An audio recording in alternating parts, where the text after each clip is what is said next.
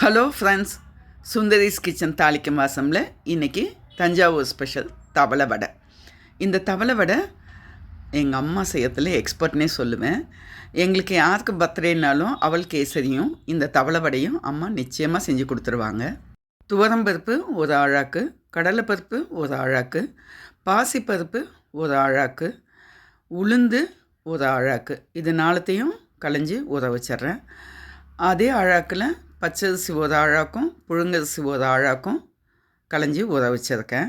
நீங்கள் எந்த கப்பில் வேணாலும் அளந்து எடுத்துக்கலாம், ஆனால் எல்லாம் சமமான அளவு.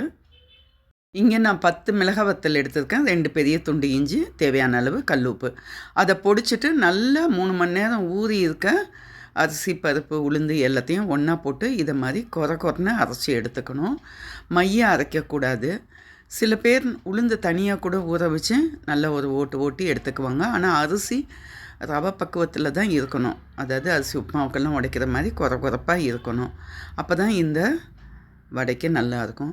தனியாக ஒரு 4 ஸ்பூன் பைத்தம்பருப்பு ஊற வச்சு இதில் சேர்த்துக்கிறேன். ஒரு அரை டீஸ்பூன் அளவுக்கு பெருங்காயத்தூள் சேர்த்துருக்கேன். கருவேப்பிலை கிள்ளி போட்டாச்சு. மிளகு நான் இங்கே பச்சையாக ஒரு பெரிய டேபிள் ஸ்பூன் அளவுக்கு சேர்த்துருக்கேன். தேங்காய் கொஞ்சம் பல்லாக நறுக்குன துண்டுங்க ஒரு 4 டேபிள் ஸ்பூன் அளவுக்கு இதில் சேர்த்துருக்கேன்.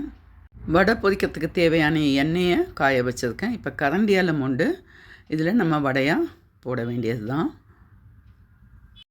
மாவு நம்ம நல்லா கொஞ்சம் கெட்டியான பக்குவத்துக்கு தான் அரைச்சிருக்கோம். உளுந்து நல்லா சேர்ந்துருக்கிறதுனால அதில் ஒரு சாஃப்ட்னஸ் கொடுக்கும்.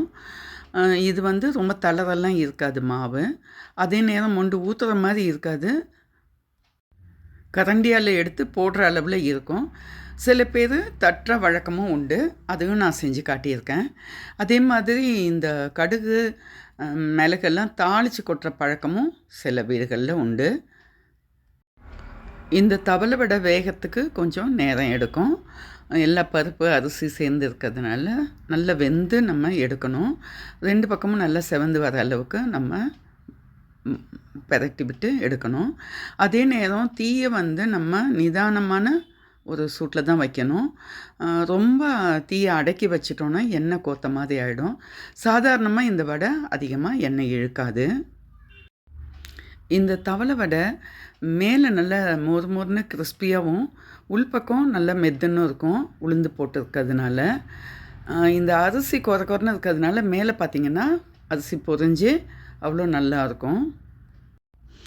இந்த தவளை வடையை நம்ம தட்டி போடுறது எப்படின்னு பார்த்திங்கனாக்கா, ஒரு வாழை இலையில் இதை போல் தட்டி போட்டுடலாம். அது நல்ல ரவுண்ட் ஷேப்பில் வர்றதோடு இதே மாதிரி தான் 2 பக்கமும் நல்லா உப்பி வரும். இந்த வடையோட ஸ்பெஷாலிட்டியே அதுதான். உளுந்தும் பைத்தம்பருப்பும் சேரும்போது இது மாதிரி நல்லா உப்பி வரும். அதே நேரம் உள்ளதை கூடாக இருக்க மாதிரி உங்களுக்கு அந்த ஒரு தன்மையும் கொடுக்கும். தவளை வடை பூரி மாதிரி நல்லா 2 பக்கமும் உப்பிட்டு எப்படி பொரிஞ்சு வந்திருக்கு பாருங்கள். இந்த தவளை வடையோட ருசி அவ்வளோ அலாதியாக இருக்கும். அடையிலையும் சேர்த்து இல்லை, வடையிலையும் சேர்த்து இல்லை, 2 சேர்ந்த மாதிரினா எப்படி இருக்கும் நினச்சி பாருங்கள். ஒரு வாய் கடிக்கும் போதும் ஒரு கடியிலையும் இந்த மிளகும் தேங்காயும் சேர்ந்து பருப்போட அவ்வளோ ஒரு ருசி கொடுக்கும். விரத நாட்களில் செய்யறதுக்கும் உகந்தது இந்த தவளை வடை. பாருங்கள் எவ்வளோ கூட உள்ளத எப்படி இருக்குன்னு சொல்லிவிட்டு. மேலே கிறிஸ்பியான லேயரும் உள்ளத சாஃப்டான வடையுமா. அதே போல் எனக்கு வடை தட்ட வராது அப்படின்னு சொல்கிறவங்களுக்கும் ஒரு ஈஸியான வழி இந்த தவளை வடை செய்யறது. ருசியிலையும் அடிச்சிக்க முடியாது. இந்த வீடியோ பிடிச்சிருந்தா லைக் பண்ணுங்கள், ஷேர் பண்ணுங்கள், சப்ஸ்கிரைப் பண்ணுங்கள். நன்றி, வணக்கம்.